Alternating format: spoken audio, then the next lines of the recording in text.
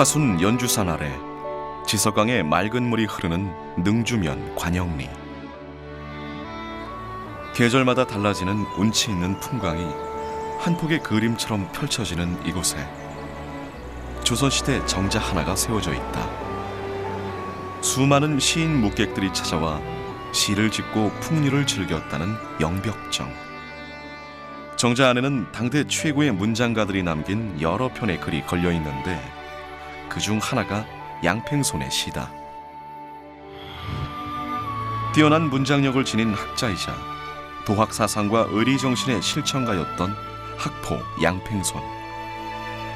그는 윤두서, 허련과 함께 호남 출신의 대표적인 문인 화가로도 꼽히는데 안견의 화풍을 계승한 산수도는 그의 작품으로 추정되고 있다.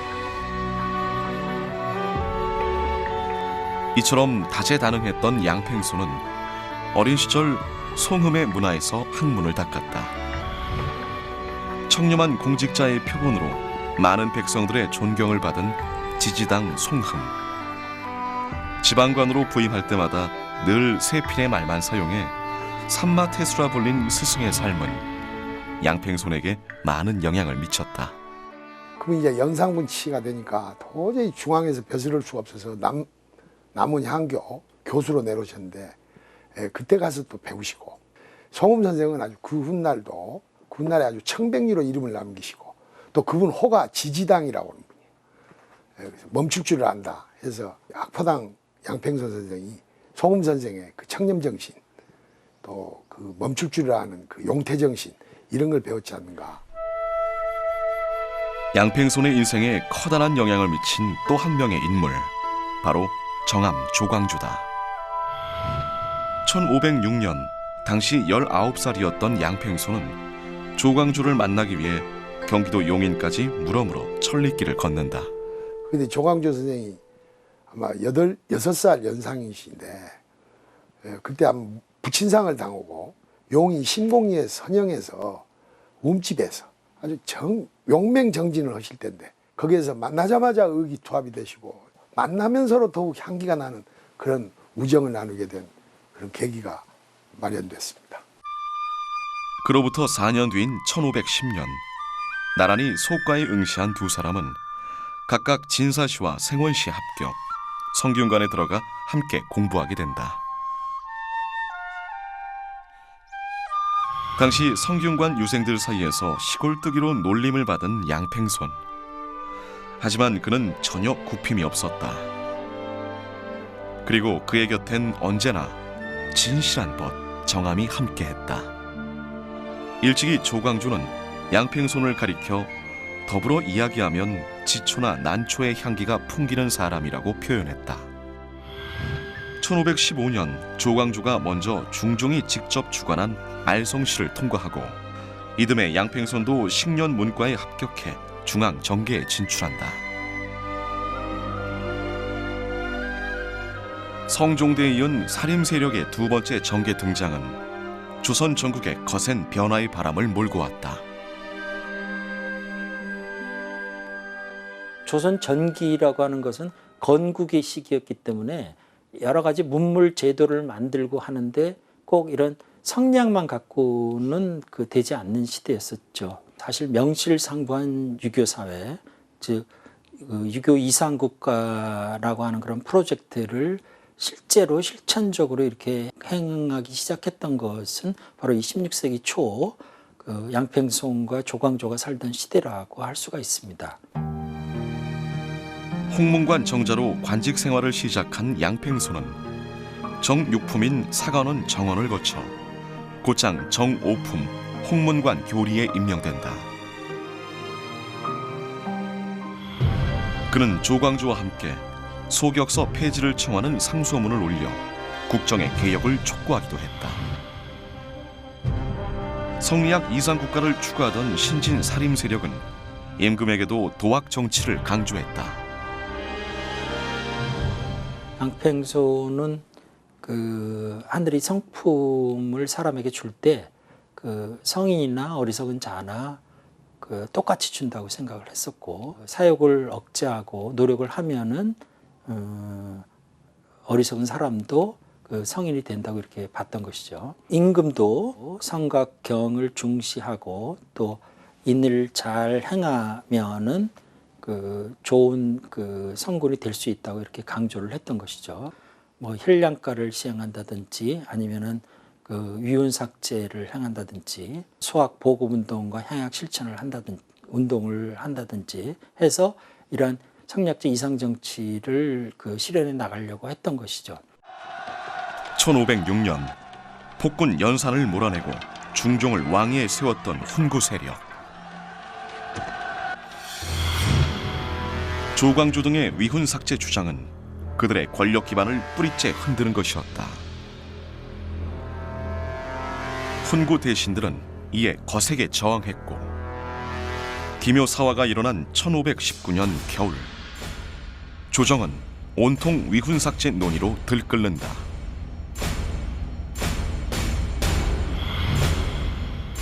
이때 한반도에서는 보기 드물게 도처에서 지진이 발생하게 되는데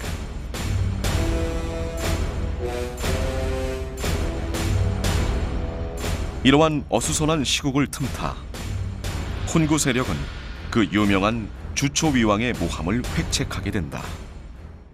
조씨, 나라 조씨가 일단 파자 글자를 나누면은 달릴 주자하고 닮을 초자가 되지 않습니까? 그래서 주초가 임금이 된다. 그렇게 결국 조광조가 임금이 된다. 그런 참언을 만들어냈던 것입니다.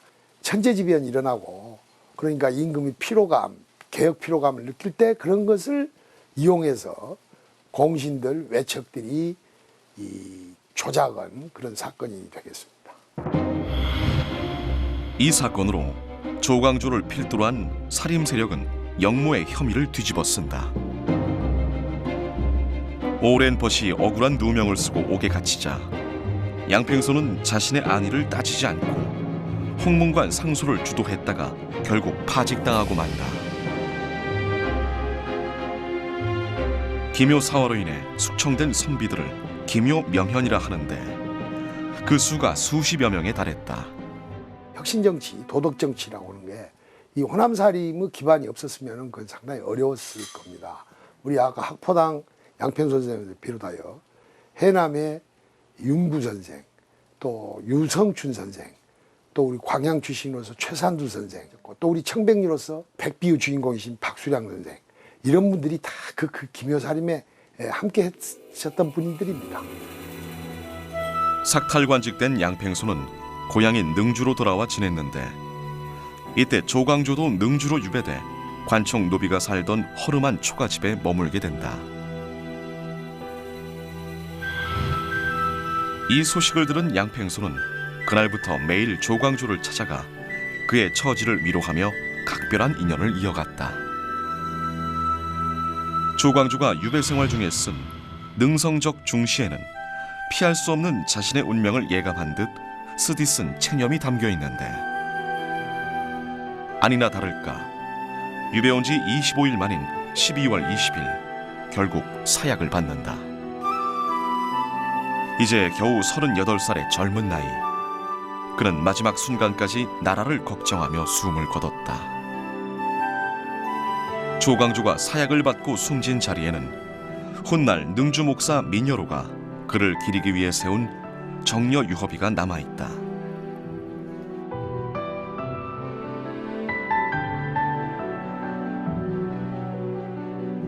하지만 당시에는 후환이 두려워 아무도 거들떠보지 않던 조광조의 시신을 손수 거둔 이가 바로 양평손이다.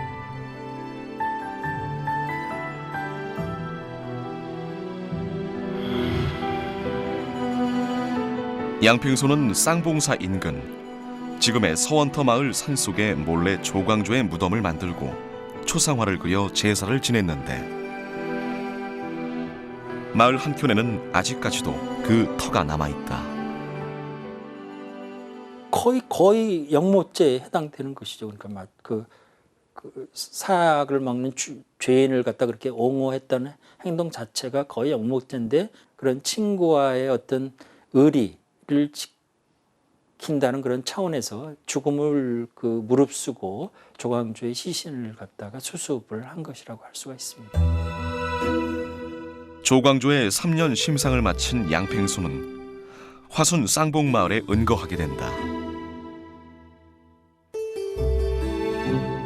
마을 깊숙한 곳에 서재인 학포당을 지은 그는 여생을 마칠 때까지 세상을 등진 채 이곳에서 시를 쓰고 그림을 그리며 살았다고 전해진다. 그가 조광조의 초상화에 적어놓은 네 구절의 글은 두 사람이 목숨보다 중히 여겼던 신념이자 맹세였다. 전국이 얼어붙으니까 그리고 음모와 공작이 막 난무하니까 상당수 사람들은 정암과의 관계를 가능하면 숨기려고도 하고 그랬지 않겠어요. 근데 이 학포당은 은둔하는 그런 상황에서 봄, 가을 조광조 선생의 제사를 계속 지냈던 것입니다. 조광조의 시신은 그가 죽은 이듬해 선영이 있는 용인으로 옮겨지게 되는데 훗날 그의 묘소 인근에 서원이 세워진다. 1650년 효종으로부터 심곡이라는 사액을 받은 이 서원은 1871년 흥선대원군의 서원 철필형에도 철거되지 않고 현재까지 그 명맥을 이어오고 있으며 이곳에는 조광조와 함께 질안지교의 삶을 살다간 학포 양팽손의 시인이가 함께 봉안돼 있다.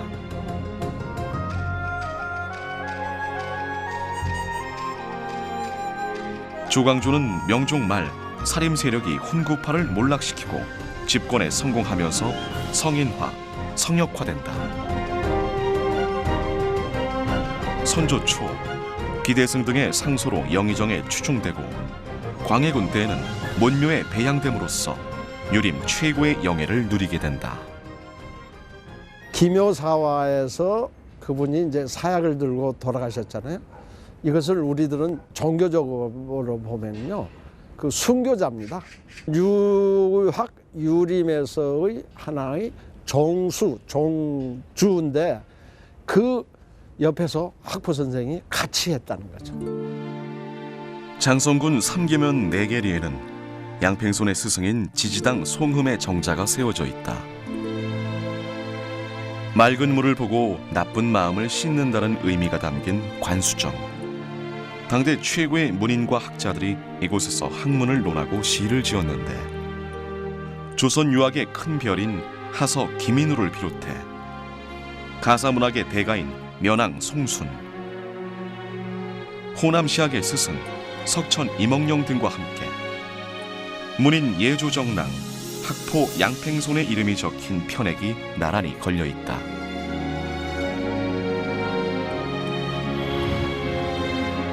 양팽손은 16세기를 수놓은 호남 사림의 리더이기도 했다.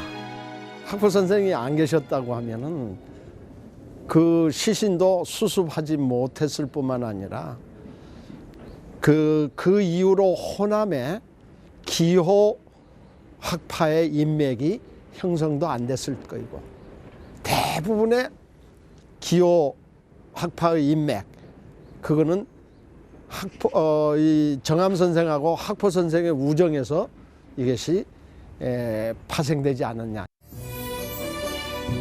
양팽손은 큰아들만 화순 도곡 다라실 마을에 자리 잡게 하고 나머지 7 아들은 전라도 곳곳에 분가하게 했는데 종가가 위치한 다라실 마을의 학포 부조묘에는 매년 후손들이 모여 할아버지의 뜻을 기리고 있다. 음력으로 추석 3일 후입니다. 그러니까 18일 되죠. 그래서 호남 일대에 주로 통문을 내서 많이 오시면 1년에 보통 80명, 100명 정도 이쪽 분들이 참석을 하시죠. 점사 11시 청각에 저기 신실에서 할아버지 제사를 지냅니다. 양팽손의 지조와 절개는 후손들에게도 그대로 이어졌다. 양팽손의 손자인 양산숙은 임진왜란 중 가장 비참했던 제2차 진주성 전투 당시 고림무원의 진주성에 달려간 호남 의병장 중 한 사람으로 마지막 순간까지 왜적과 싸우다 결국 남강에 몸을 던져 생을 마감했다. 광주 광산구 박호동에는 임진왜란과 정유재란 때 죽음으로 충절을 지킨 양산숙 일가의 정신을 기리는 양씨 삼강문이 세워져 지금까지 전해지고 있다. 학포당의 셋째 아들이신 우리 그 송천, 호를 송천 쓰시는데 송천 양흥정 선생이 아주 그 팔문장의 한 분으로 들어가십니다. 거기서 아들 세 분을 두셨어요. 근데 아들 세 분이 전부 임진왜란, 정유재란 때 의병하시고 또 일본군에 저항하다가 사실 순절을 하셨습니다. 부인 되시는 그 죽산 박씨, 또 그 따님, 또 우리 또 그 며느님, 이 세 분들까지 일본군에게 이제 희생을 당하시면서 거기서 아주 강력하게 그 저항을 하시다가 스스로 자결도 하시고 이제 스스로 낭떠러지에서 몸을 던지고 이렇게 해서 충과 효와 열의 정말 망고에 빛나야 된다라고 해서 그 나라에서 정렬을 내리지 않습니까? 쌍봉사 뒤편, 화순과 보성의 경계인 계당산 자락 높은 기슭. 이곳에는 우리나라 유일의 한말 의병 유적지인 쌍산의소가 자리하고 있다. 양평손의 후손인 양회일이 이끄는 의병 부대가 기지로 사용했던 곳인데 지금도 당시 의병들이 머물렀던 막사터와 훈련장, 의병성의 흔적이 그대로 남아있다. 양회일은 1907년 4월 거병에 본격적인 의병 전투를 벌인다. 1907년 전반까지는 주로 유생들이 의병 활동을 하기 때문에 전투 역량이라든가 이런 건 굉장히 이렇게 약한 편입니다. 근데 양회일 의병부대의 경우에는 이미 한 1906년 음력 10월부터서는 그 우리가 아는 쌍산의소라는 그 사적지가 있는 곳에서 적어도 2, 3개월 동안 훈련을 시켜가지고 그래서 의병에 나오는 거거든요. 그러니까 어느 정도 전투 역량을 갖고 있었던 셈이죠. 그래서 이분들은 대체로 먼저 능주를 점령을 하고 다음에 화순을 점령하고 동복을 점령하고 이제 광주로 쳐들어가려다가 지금 현재 그 너리째라고 알려지는 곳에서 패전을 하게 됩니다. 재판에서 15년 유배형을 선고받은 양회일. 그해 12월 특사로 풀려났지만 계속해서 의병 활동을 계획하던 중 체포되고 만다. 모진 고초를 치르면서도 뜻을 굽히지 않았던 그는 일본인이 주는 음식을 거부하며 끝내 옥중에서 숨을 거뒀다. 양회일 선생의 경우에는 그때 의병을 할 때 약 200명 정도의 규모를 구성을 했다고 그래요, 의진을. 그런 돈들이 대부분 다 양회일 선생 집안에서 나왔고, 그래서 먼저 이제 행장에 보면 그 형제들끼리 회의를 했답니다. 회의를 해서 모든 재산을 처분해서 의병 활동에 투자를 하겠다. 그걸 이해를 해달라. 일본 측 기록 전남 폭도사라는 게 있는데 그 전남 폭도사에 봐도 전부 토지를 매매를 해가지고 2,000원을 조달을 해서 그 돈으로 군자금을 썼다고 알려져 있습니다. 그러니까 실제로 그 이후에 그 후손들은 굉장히 힘들게 살았습니다. 그 흔히 독립운동하면 3대가 망한다고 그러는데 그 대표적인 사례가 양회일 선생의 집안이 아닐까 이렇게 생각이 됩니다. 화순 한천면 모산리에 위치한 죽수서원. 선조 때인 1570년 조광조를 추모하기 위해 세워진 서원으로 1630년부터는 양평손의 위패를 함께 봉안해 두 사람의 학덕과 우정을 기리고 있다. 어쩌면 이 서원의 이름과 같은 대쪽 같은 양평손의 선비 정신이 그 후손들에게도 면면이 이어졌는지 모를 일이다. 16세기 호남 사림이 도학을 실천하고 학문적으로 발전시키는데 많은 영향을 미친 학포 양평손. 그런 그의 사상적, 정치적 동지였던 정암 조광조. 서로에게 없어서는 안 될 존재였던 학포와 정암. 죽음마저 초월한 두 선비의 우정은 500년이 지난 지금도 여전히 향기롭게 빛나고 있다.